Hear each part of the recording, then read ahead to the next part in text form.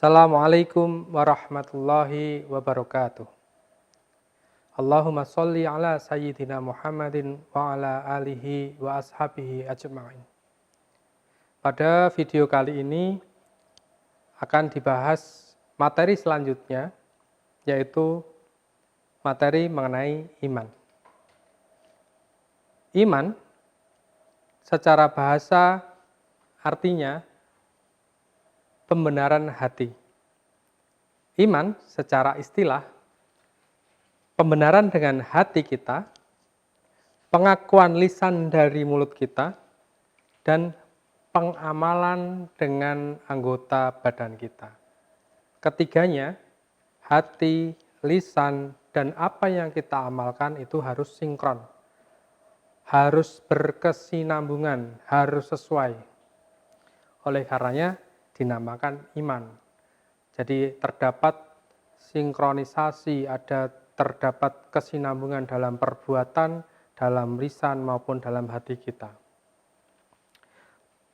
Pembenaran dengan hati yaitu menerima seluruh ajaran dari Rasulullah Muhammad Shallallahu Alaihi Wasallam.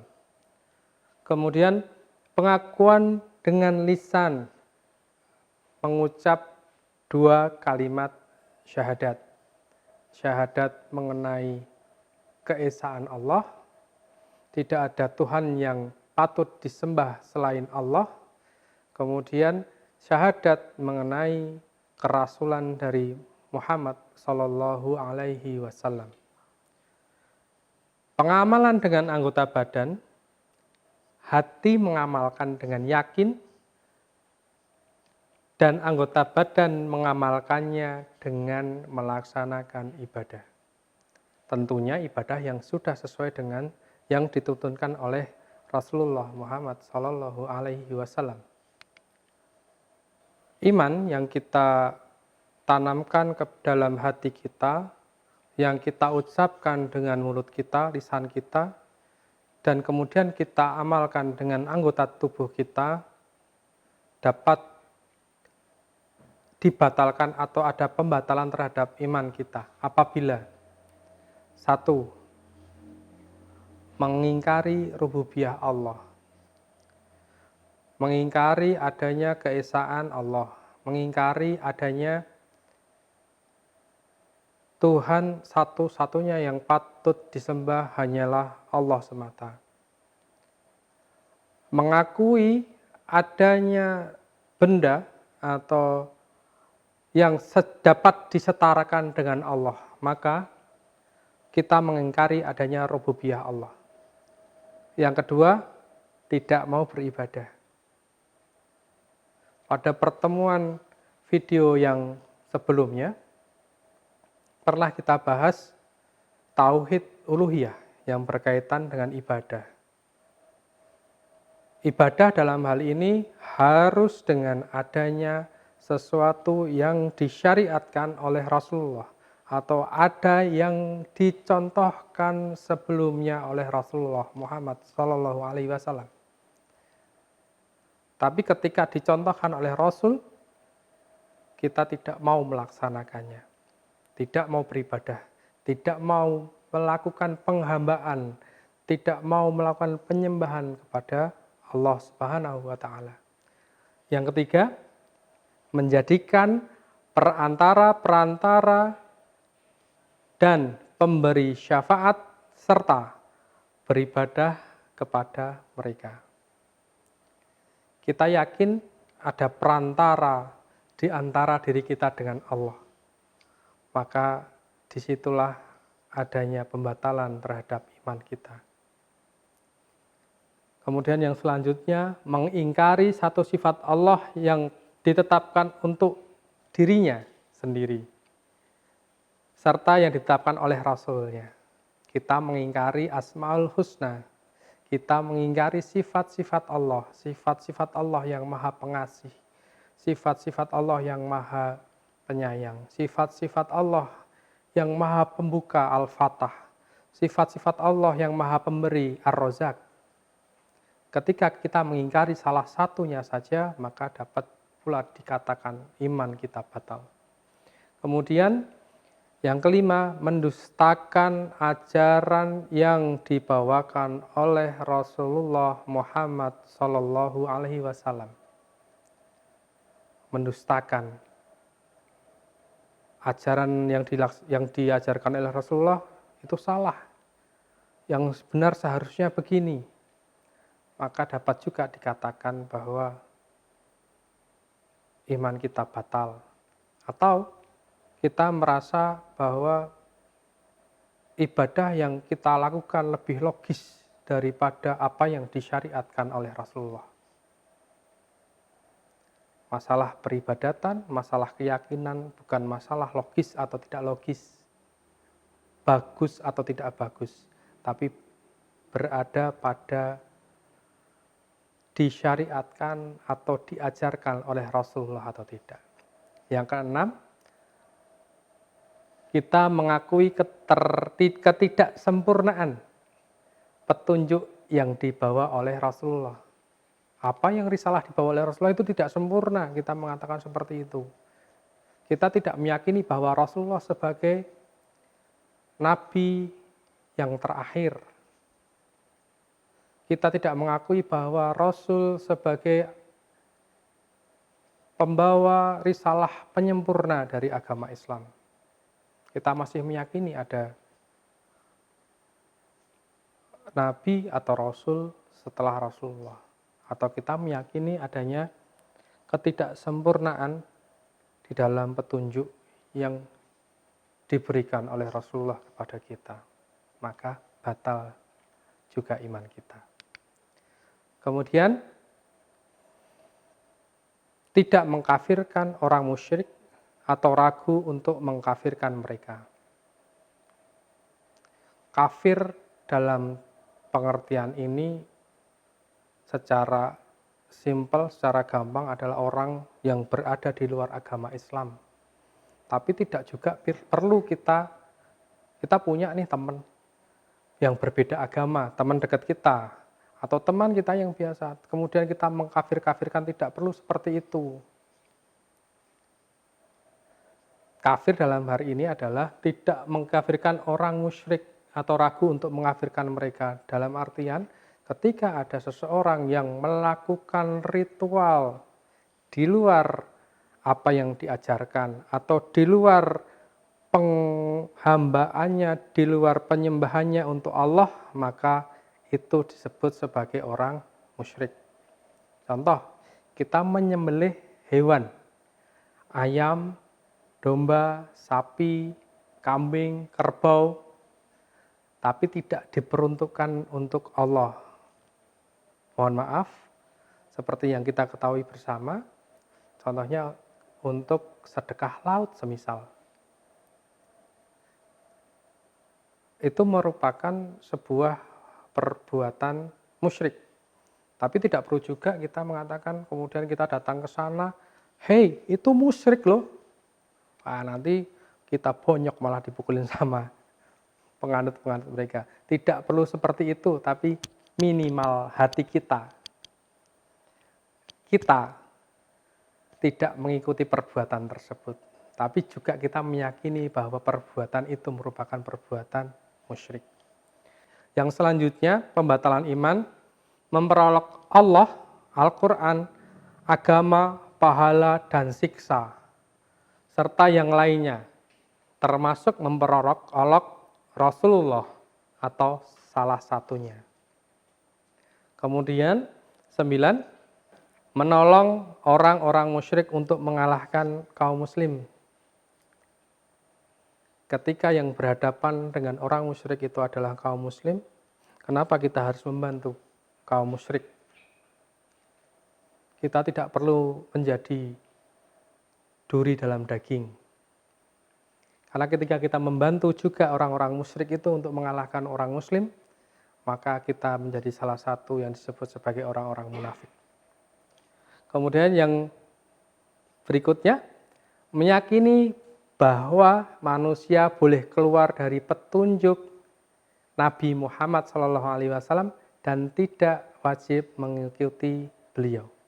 Contoh, yang pernah saya alami atau pernah lihat, Ada salah satu dari teman saya, dia mengaku sebagai beragama Islam. Dia syahadat. Tapi apa yang di dalam benaknya? Bahwa tidak wajib mengikuti beliau. Nggak perlu sholat. Ibadah itu, kalau istilahnya dia, sembahyang itu di dalam hati. Nggak perlu ada sholat. Aku sholat, saya sudah sembahyang. Tidak perlu dengan amalan perbuatan dari tubuh kita. Karena tadi perlu diingat, iman itu adalah lisan kita berbicara, hati kita meyakini, kemudian anggota badan kita mengamalkan. Salah satu dari itu hilang, maka apakah bisa dikatakan itu sebagai iman? Kemudian yang terakhir, berpaling dari agama Allah, tidak mau mempelajari dan mengamalkannya. Berpaling jelas ya, keluar kita murtad, maka batal sudah iman kita. Tidak mempelajari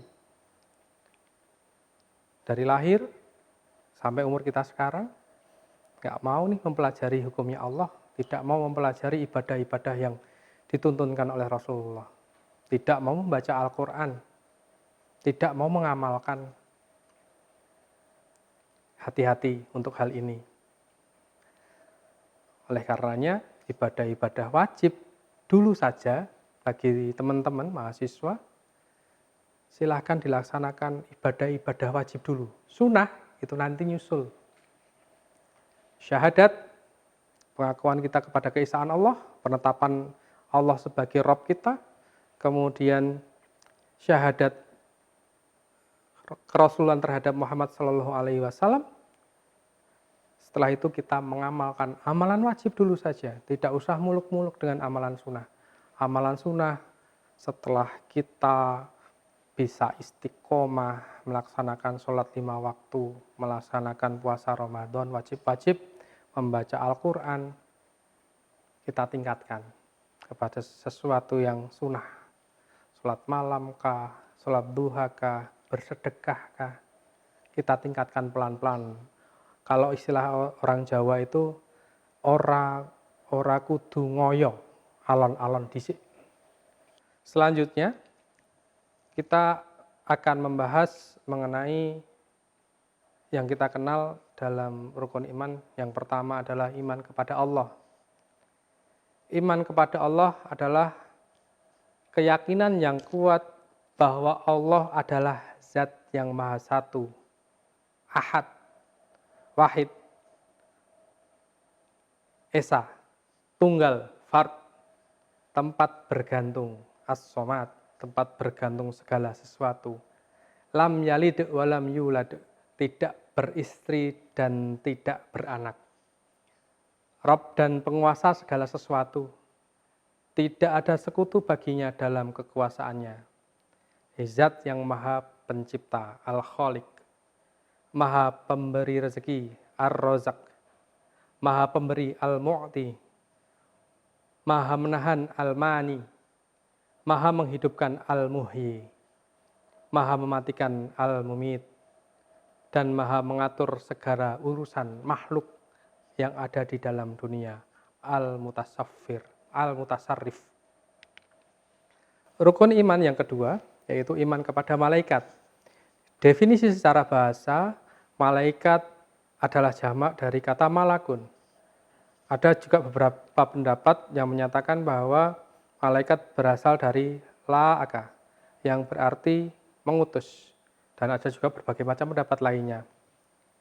Definisi secara istilah, yaitu malaikat adalah mereka adalah salah satu jenis makhluk Allah yang diciptakan untuk taat dan beribadah kepadanya, serta menunaikan tugas-tugas yang diberikan oleh Allah kepada mereka.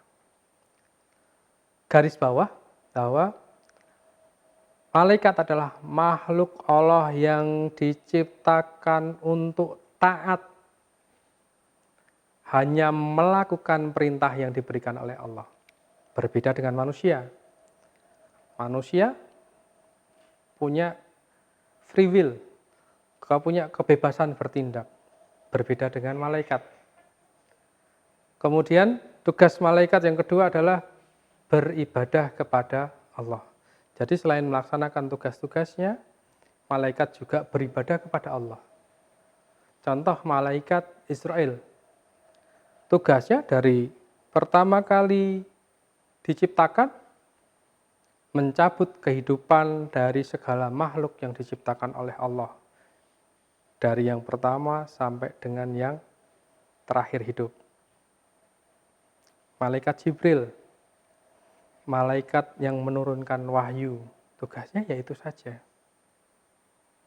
Rukun iman yang ketiga, iman kepada kitab-kitab yang telah diturunkan Allah. Secara bahasa, kata Al-Kutub adalah bentuk jamak dari kata Alkitab. Dan Alkitab adalah sebuah kata untuk menyebut tulisan yang ada di dalamnya, kitab. Pada asalnya, kitab adalah sebutan untuk lembaran berikut tulisan yang ada di dalamnya. Secara istilah, kitab ialah kalam Allah yang diwahyukan kepada para rasul untuk disampaikan kepada umat manusia dan membacanya bernilai ibadah. Ketika kita beriman kepada kitab-kitab Allah yang telah diwahyukan kepada rasul-rasulnya, berarti kita mengimani, kita percaya terhadap apa yang disampaikan oleh Allah. Mengimani kitab-kitab Allah termasuk salah satu rukun iman. Artinya, percaya penuh bahwa Allah memiliki kitab-kitab yang diturunkan kepada para rasul untuk disampaikan kepada hambanya dengan benar dan jelas sebagai petunjuk dan keterangan. Kitab-kitab itu adalah kalam Allah yang benar-benar diucapkan Allah sesuai dengan kehendak dan keinginan dari Allah. Kemudian yang keempat, iman kepada Rasul. Secara bahasa, kata Nabi berasal dari kata naba'a dan amba'a. Berarti akhbar, mengabarkan, yakni orang yang mengabarkan tentang Allah dan membawa kabar darinya. Atau berasal dari kata naba, berarti ala dan irtafa'a, yakni makhluk yang paling mulia dan paling tinggi derajat serta kedudukannya.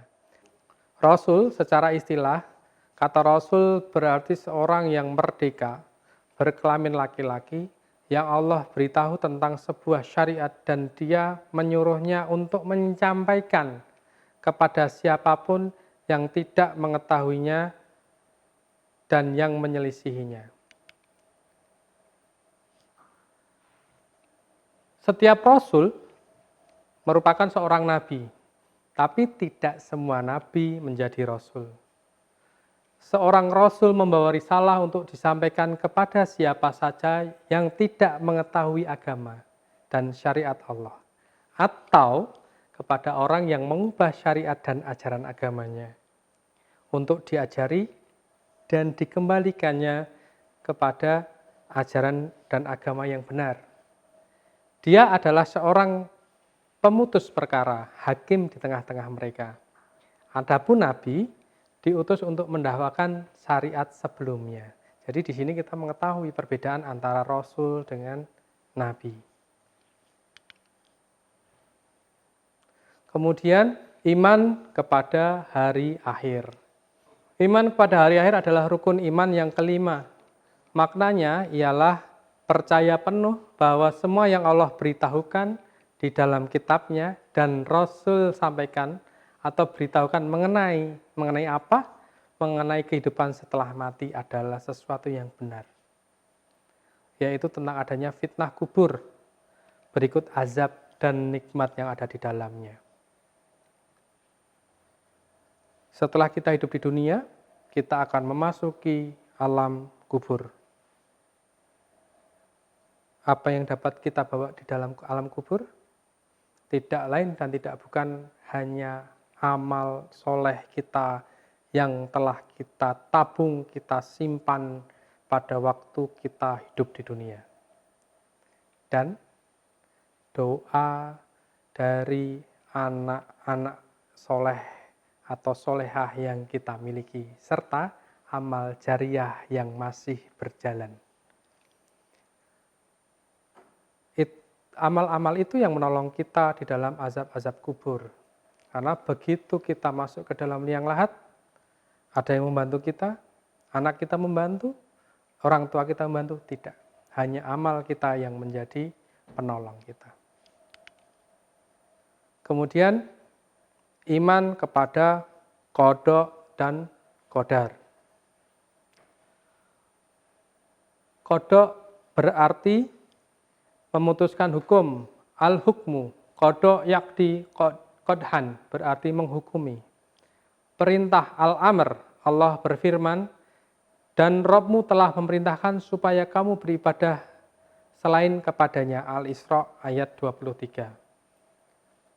Kabar, sebagaimana disebutkan dalam firman-Nya, dan telah kami wahyukan kepada Lut perkara itu, yaitu bahwa mereka akan ditumpas habis di waktu subuh. Artinya, kami mengabarkan kepadanya, dan maksud qada di sini adalah makna pertama, memutuskan hukum.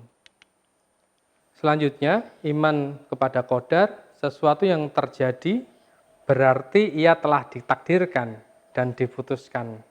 Adapun yang tidak terjadi berarti tidak ditakdirkan. Semua yang tidak mengenaimu pasti tidak akan mengenaimu. Dan semua yang mengenaimu tidak mungkin tidak mengenaimu. Karena apa? Karena Allah telah dituliskan sebelumnya oleh Allah dan dituliskan di Lauhul Mahfuz. Kemudian iman kepada qada dan qadar adalah rukun iman yang keenam. Sebagai mana jawaban Rasulullah saat Jibril bertanya kepada beliau tentang iman. Beliau bersabda, beriman kepada Allah, beriman kepada malaikat, kitab-kitabnya, para rasulnya, beriman kepada hari akhir, serta takdirnya yang baik maupun yang buruk. Hidup di dunia sudah pasti karena sudah ditetapkan oleh Allah. Hidup di akhirat belum tentu. Teman-teman mahasiswa kuliah di IAIN sesuai dengan keinginan atau tidak, itu juga sudah ditetapkan oleh Allah. Apa yang kita lakukan, kemudian hasilnya ataupun doa-doa kita, ikhtiar kita berbeda dengan apa yang dikehendaki oleh Allah, maka itu yang sudah ditakdirkan oleh Allah. Di dalam kitab Al-Hikam karya Syekh Ibnu Athaillah radhiyallahu an, ada sebuah tulisan yang menarik, yaitu sawabiqul hikmam la tahriku aswaro aqdar. Adapun melesat kencangnya cita-cita kita, keinginan, ikhtiar, apapun dilakukan, akan tetapi tidak dapat memecahkan benteng takdir yang sudah ditentukan oleh Allah. Jadi, kenapa harus bersedih? Kenapa harus mutung? Kenapa harus kecewa? Nggak usah kecewa. Dijalani dengan sungguh-sungguh, dengan senang, dengan tawakal, insya Allah apa yang kita lakukan akan menjadi lebih berkah. Karena sawabikul hikmam la tahriku aswar akdar. Benteng takdir Allah tidak akan bisa dipecahkan dengan apapun yang kita lakukan. Demikian materi mengenai iman kepada Allah, iman kepada malaikat, iman kepada kitab Allah, iman kepada Rasul Allah, iman kepada qada dan qadar. Terima kasih. Wassalamualaikum warahmatullahi wabarakatuh.